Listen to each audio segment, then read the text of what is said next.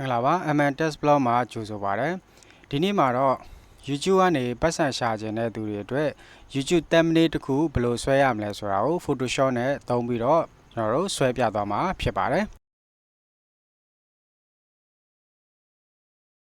โอเคအဲ့တော့ကျွန်တော်တို့ဒီ Photoshop ထဲကိုသွားလိုက်ပါမယ်Photoshop ထဲကိုသွားပြီးရင်ကျွန်တော်တို့ဒီ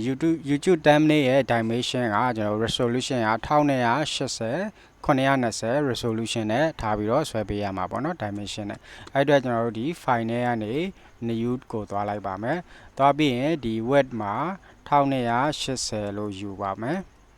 သူကတော့ pixel ဖြစ်ရမယ်ပေါ့နော်ဒီမှာ inch ဖြစ်မနေရဘူး pixel ထားပေးရမယ်1280 pixel height က920ထားပေးလိုက်ပါ920 pixel resolution ကတော့90လောက်ဆိုအဆင်ပြေပါတယ်ပြီးရင် okay နှိပ်လိုက်ပါဒါဆိုရင်ကျွန်တော်တို့ဒီမှာဒီ YouTube thumbnail အတွက်ဒီမှာသူရဲ့ site လေးရသွားပြီပေါ့နော်ပြီးရင်ဒီ background color ကတော့ကိုယ်ကြိုက်တဲ့ရာထည့်သွင်းအသုံးပြုလို့ရပါတယ်အဲ့တော့ပုံဒီ background color လေးထည့်သွင်းခြင်းနဲ့ဆိုရင်ကျွန်တော်တို့ဒီမှာဒီ foreground color လေးပေါ်မှာတစ်ချက်နှိပ်လိုက်မယ်နှိပ်ပြီးရင်ဒီထက်ကကိုယ်ကြိုက်တဲ့ရာ color တွေဒီမှာရွေးချယ်လို့ရပါတယ်ရွေးပြီးသွားပြီဆိုရင်ကျွန်တော်တို့ဒီမှာရွေးလို့ရတယ်ရွေးပြီးသွားရင်ဒီမှာ okay နှိပ်လိုက်ပေါ့နော်โอเคအဲ့တော့ဒီရွေးချယ်ထားတဲ့အရာလေးကိုဒီမှာထည့်သွင်းခြင်းနဲ့ဆိုရင် keyboard ကနေ Alt key ရဲ့ delete ရဲ့နှိပ်လိုက်ပါဒါဆိုရင်ကျွန်တော်တို့ဒီမှာ background color လေးရပါပြီ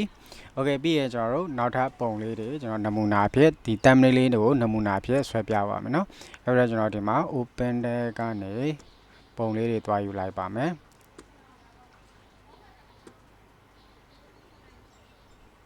โอเคကျွန်တော်ဒီပုံလေးတွေယူလိုက်မယ်ဝေဒါလေးကတော့ကျွန်တော်တို့ဒီ YouTube မှာ screenshot ရိုက်ထားတဲ့ပုံလေးပေါ့နော်အဲကောင်လေးနဲ့ thumbnail သုံးပြီးတော့ဆွဲမှာ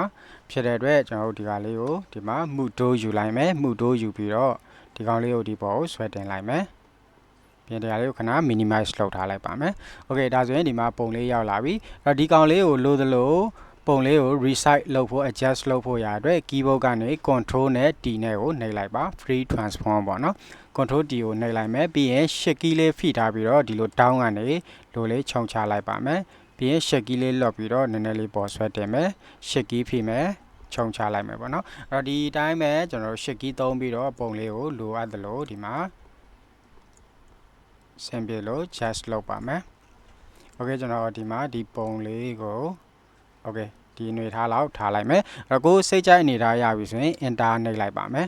โอเคဒါဆိုရင်ဒီမှာပုံလေးရသွားပြီအဲ့တော့ဒီပုံလေးကိုကျွန်တော်တို့ကဒီဖုန်းရဲ့ frame ပုံစံလေးနဲ့ထည့်သွင်းချင်တာဖြစ်တဲ့အတွက်ဒီမှာကျွန်တော်တို့အရန်သင်းလောက်ထားတဲ့ဒီမှာဖုန်းပုံစံ PNG file type ဖုန်းပုံစံ frame လေးတစ်ခုဖြတ်ထားလေးရှိတယ်အဲ့တော့ဒီကောင်လေးကိုကျွန်တော်ကဒီကိုယူသုံးပါမယ်ဆိုတော့ဒီလိုဖိပြီးတော့ဆွဲတင်လိုက်မယ်โอเคပြီးရင်ဒီကောင်လေးကိုလည်း control D နှိပ်ပြီးတော့ adjust လုပ်ပါမယ်ဒီကောင်လေးနဲ့ဒီ first side ဖြစ်သွားအောင်ပေါ့နော်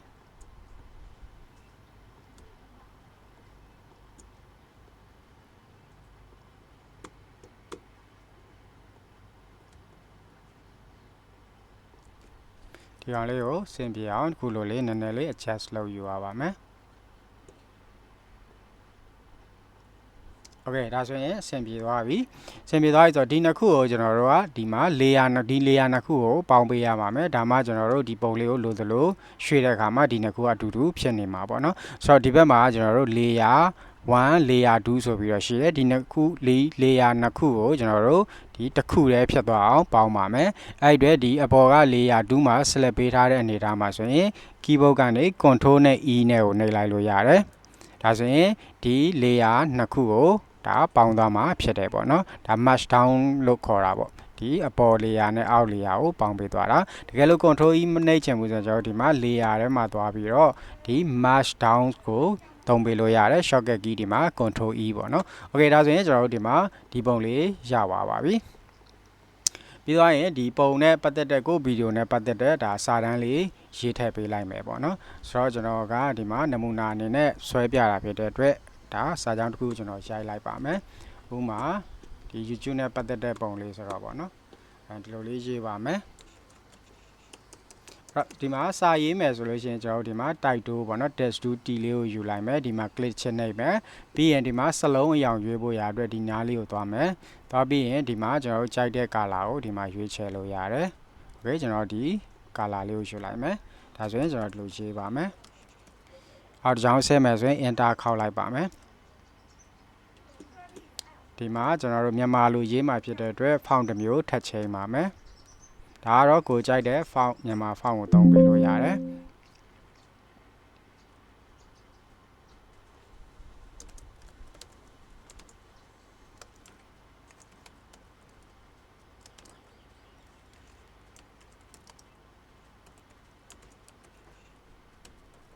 ဒီဆိုပြီးတော့ရေးလိုက်မယ်ပြီးသွားရင်ကျွန်တော်တို့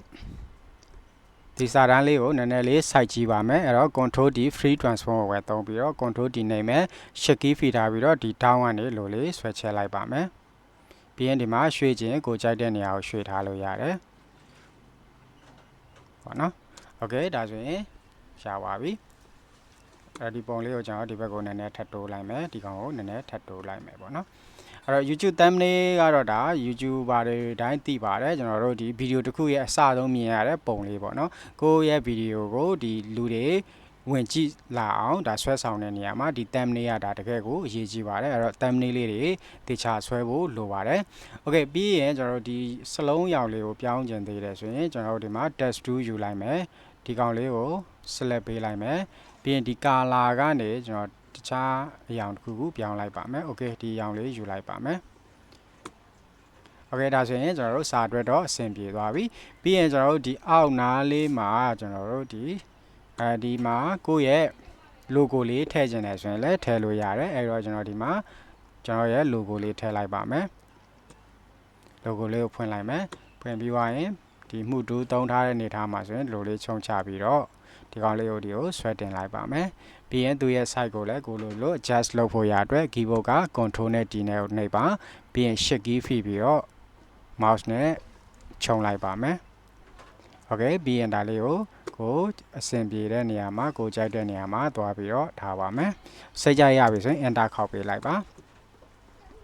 โอเคဒါဆိုရင်ကျွန်တော်တို့ဒီမှာ thumbnail လေးရပါပြီပြီးရင်ကျွန်တော်တို့ YouTube subscribe button လေးတွေပါဒီ thumbnail မှာထည့်သွင်းခြင်းတယ်ဆိုရင်ထည့်သွင်းလို့ရတယ်အဲ့အတွက်ကျွန်တော်တို့ဒီ Google ကိုသွားလိုက်ပါမယ်ဒီကောင်လေးကိုခဏ minimize လုပ်ပြီးတော့ကျွန်တော်ဒီ browser တစ်ခုကနေသွားပြီးတော့ဒီမှာ Google မှာပေါ့နော်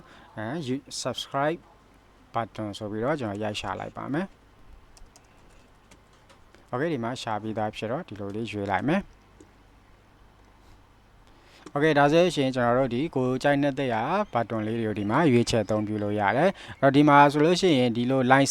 license A ပဲပါတဲ့ပုံတွေကိုမယူနဲ့ပေါ့နော်ဒီ free ပေးထားတဲ့ပုံတွေကပဲယူသုံးတာကိုအတွက်ပို့ပြီးတော့ save ဖြစ်ပါတယ်ဆိုတော့ okay ကျွန်တော်ဒီက pinterest.com ကဒီပုံလေးကိုယူလိုက်မယ်အဲ့တော့ဒီမှာတစ်ချက်ထောက်မယ်ပြီးရင်သူ့ပေါ်မှာ right click ထောက်ပြီးတော့ CMAS နဲ့တင်လိုက်ပါမယ်โอเคဒီပုံလေးကိုကျွန်တော်ကဒီထဲကိုတင်လိုက်မယ်โอเคရပြီ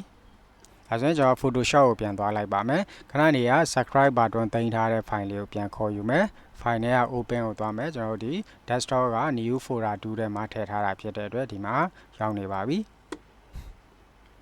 โอเคဒါဆိုရင်ဒီမှာပုံလေးရှာပါပြီသူကတခါတည်း PNG file type ဖြစ်တဲ့အတွက်ဒါဘာမှလုပ်စရာမလိုဘူးပေါ့နော်တကယ်လို့ဒီကောင်က background ဖြူရောင်နေပါတယ်ဆိုတော့ကျွန်တော်တို့ဒီမှာဒီ magnetic lasso to quest selection tool တို့ဒီ magic wand tool တို့သုံးပြီးတော့ဒါ background တွေဖြတ်ထုတ်လို့ရပါတယ်ဒီမှာတော့ဖြတ်ထုတ်စရာမလိုဘူး PNG file type ဖြစ်တော့ကျွန်တော်ဒီကောင်လေးကိုတခါတည်းဒီမှာဆွဲထည့်လိုက်မယ်ဆွဲတက်ပြီးတော့ဒီကောင်လည်း adjust လုပ်ဖို့ရအတွက် keyboard ကနေ control နဲ့ D နဲ့ကိုနှိပ်လိုက်ပါပြီးရင် shift key လေးဖိထားပါ shift key ဖိမထားဘူးဆိုရင်ပုံကသူ့ရဲ့ဒီ scale တိုင်း site ပြောင်းသွားမှာမဟုတ်ဘဲနဲ့ဒီပိန်ရှည်ရှည်ဖြစ်သွားတာတို့ပူပန်းပန်းဖြစ်သွားတာတို့ဖြစ်မှာပေါ့နော်အဲ့တော့သူ့ရဲ့ scale တိုင်းခြုံချဲလုပ်ချင်တယ်ဆိုရင် keyboard က shift key လေးဖိထားပြီးတော့မှကျွန်တော်တို့ဒီမှာခြုံပါမယ်ရွှေ့ခြင်း mouse လေးနဲ့ထောက်ရွှေ့လို့ရတယ်အဲ့ချိန်မှာ shift key ကိုလွှတ်ထားပေါ့ပြီးရင်ကျွန်တော်တို့ဒီမှာ shift key ဖိမယ်ဒီ down ကဆက်လေးပေါ်မှာတင်မယ်โอเคဒါလေးကတော့ကိုကြိုက်တဲ့အရွယ်စာဒီမှာရပြီဆိုရင် enter ခောက်လိုက်ပါပြီးရင်ဒါလေးကိုကြိုက်တဲ့နေရာမှာရွှေ့ထားလို့ရသွားပါပြီโอเคဒါဆိုလို့ရှိရင်ကျွန်တော်တို့ဒီ YouTube မှာဒီ thumbnail တစ်ခုကိုစိတ်ကြိုက်ပေါ့နော်ဒါဆွဲလို့ရသွားပါပြီပြီးသွားပြီဆိုရင်ကျွန်တော်တို့ဒီ layer တွေကိုတစ်ခုတည်းဖြစ်အောင်ပေါင်းလိုက်ပါမယ်ဒီ အပေါ်က menu layer တွေကိုသွားမယ်ပြီးရင်ဒီမှာ flatten image ဆိုပြီးတော့နှိပ်ပေးလိုက်ပါဒါဆိုရင်ကျွန်တော်တို့ဒီမှာ thumbnail တစ်ခုရသွားပြီပြီးရင်ဒီကောင်ကို save လုပ်ပါမယ် file နဲ့ကနေ save ကိုသွားမယ်ပြီးရင်ကိုသိမ်းခြင်းတဲ့တနေရာကိုသွားလိုက်ပေါ့နော်โอเคကျွန်တော်ကတော့ဒီ new folder 2တွေကိုပဲသိမ်းပေးမယ်ဒီမှာ file name မှာ